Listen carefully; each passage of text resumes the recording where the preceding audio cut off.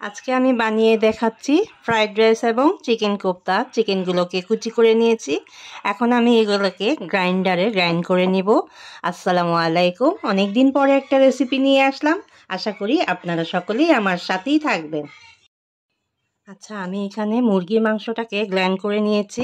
এখানে আমি কি নিচ্ছি, একটু রসুন বাটা দিব, রসুন বাটা দিয়ে দিচ্ছি সয়া সস আন্দাজ মতো, আর একটু দিয়ে দিলাম আর দিচ্ছি ফ্রেশ গোলমরিচের গুঁড়া, সামান্য স্বাদ মতো লবণ, টমেটো কেচাপ দিয়ে দিচ্ছি।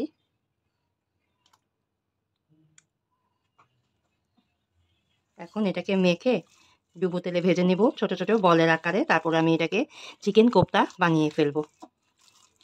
সঙ্গেই থাকুন এবং দেখতে থাকুন রেসিপিটি। ভালো করে মেখে নিচ্ছি, মাখা হয়ে গেছে। এখন আমি তেলে ভেজে নিচ্ছি। তেলটা গরম হয়ে গেছে, আমি একটু ভেজে নিচ্ছি। চিকেন কোফতা এবং ফ্রাইড রাইস খেতে খুবই মজা লাগবে, সেজন্য ভাবলাম যে আমি রান্না করছি, আপনাদের সাথেও একটু শেয়ার করি। যে ভাবা সেই কাজ।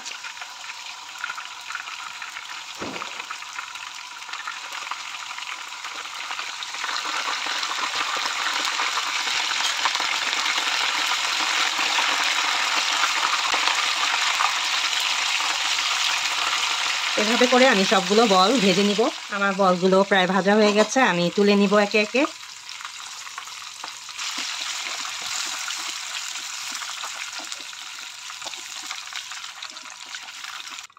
হয়ে গেল সবগুলো বল ভাজা।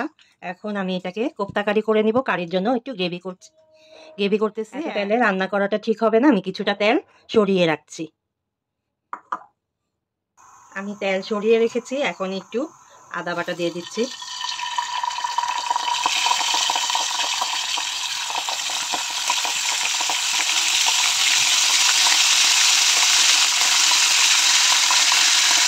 সামান্য রসুন বাটা,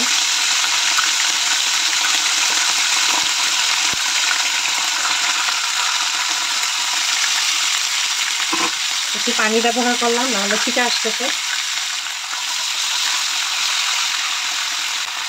দিয়ে দিচ্ছি মরিচের গুঁড়া, অল্প একটু ধনিয়ার গুঁড়া, আর পরিমাণ মতো লবণ একটু দিলাম। সয়া সস দিব তো, লবণটা দেখে দিতে হবে।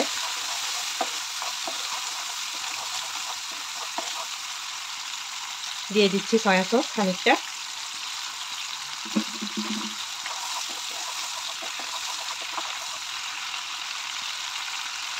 আর একটু পানি দিয়ে কষিয়ে নিই ভালো করে।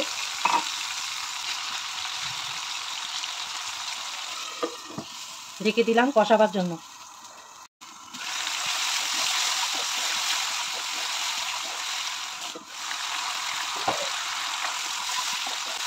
কষানো হয়ে গেছে, দিয়ে দিচ্ছি আরো টমেটো সস কেচাপ।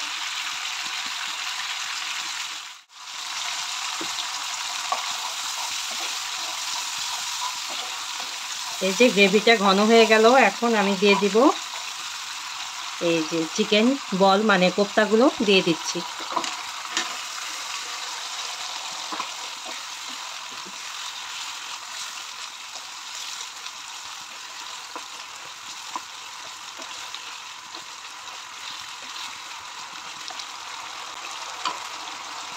এর ভিতরে ঝোলটা ঢোকার জন্য আমি একটু পানি ব্যবহার করছি। তো মৃদু আঁচে রান্না করব, যেন কোফতার ভিতরে মশলাটা ঢুকে যায়, সেই কারণে মৃদু আঁচে রান্না করব কিছুক্ষণ।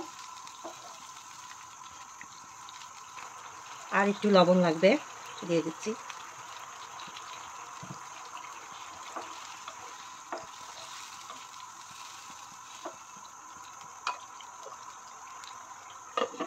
ঢেকে দিচ্ছি, চুলার আঁচ কমিয়ে দিলাম, মৃদু আঁচে রান্না হোক।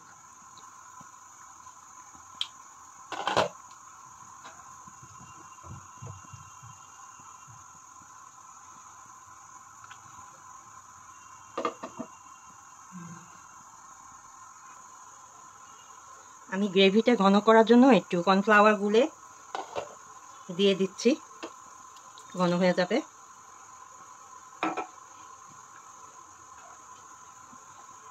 আর দিয়ে দিব কিছু ফ্রেশ কাঁচামরিচ।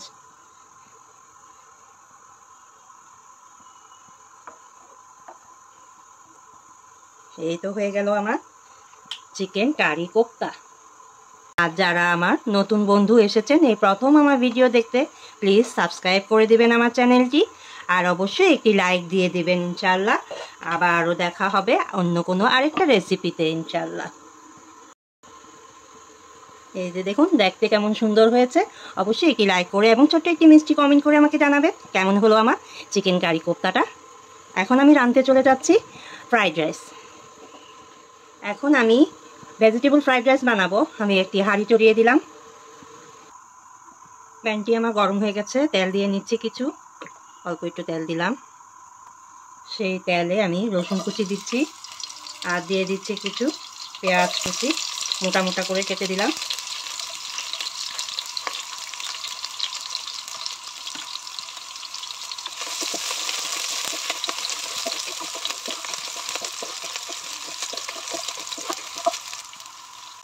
খানিকটা ভাজা হয়ে এলে আমি ফুলকপি দিয়ে দিচ্ছি।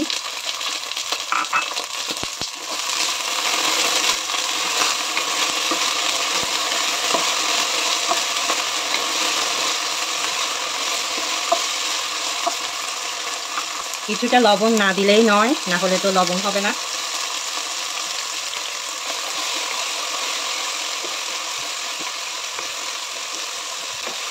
আমি আমার মতো করে একটু ভেজিটেবল ফ্রাইড রাইস করতেছি। যদি ভুলভ্রান্তি হয়ে থাকে ক্ষমা সুন্দর দৃষ্টিতে দেখবেন। আমার আপুরা আরও অনেক অনেক সুন্দর করে রান্না করে, আমি জানি। তো আমি এভাবে করি তাই একটু দেখাচ্ছি। দিয়ে দিলাম কিছু বাঁধাকপি কুচি।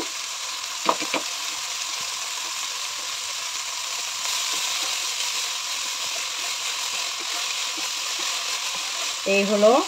আর দিয়ে দিচ্ছি কুচি করে রাখা, গ্রেট করে রাখা গাজর।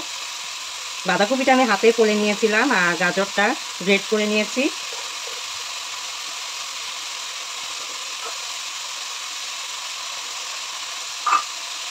পেঁয়াজ কলি দিলে ভালো লাগে দেখতে, দিয়ে দিলাম কিছুটা।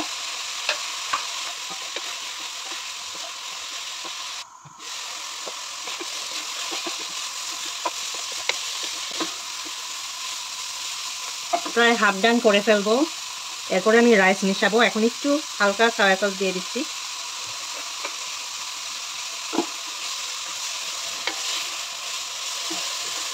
আর রাইসটা আমি 50% সিদ্ধ করে রেখেছিলাম, এটার সাথে আমি মিশিয়ে ফেলবো।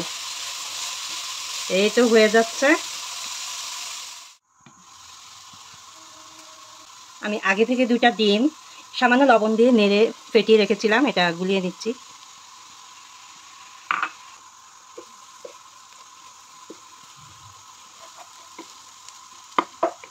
ডিমটাকে নেড়ে চেড়ে ডান করে নিচ্ছি।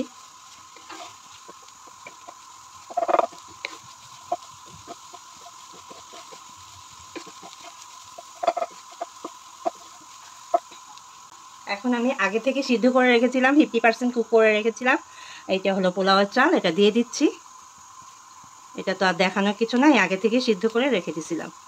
তো আমি এখন এটা সম্পূর্ণ দিয়ে নাড়িয়ে চাড়িয়ে মিশিয়ে নিব।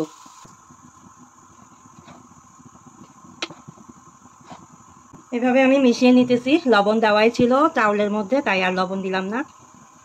এভাবে নেড়ে চেড়ে সম্পূর্ণ পোলাও ভাতটা আমি মিশিয়ে নিলাম রাইসটা সবজির সাথে। সবশেষে দিয়ে দিচ্ছি পেঁয়াজের আরও কিছু কলি, দেখতে ভালো লাগবে। দিয়ে দিচ্ছি ফ্রেশ কাঁচামরিচ।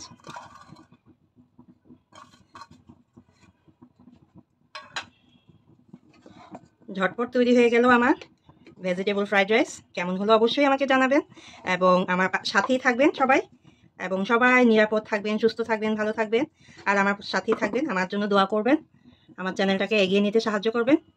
একসাথে আমরা সবাই এগিয়ে যাব ইনশাআল্লাহ। আবারও দেখা হবে অন্য কোনো একটা রেসিপিতে ইনশাআল্লাহ। ভালো থাকুন সবাই, সুস্থ থাকুন। আল্লাহ হাফেজ।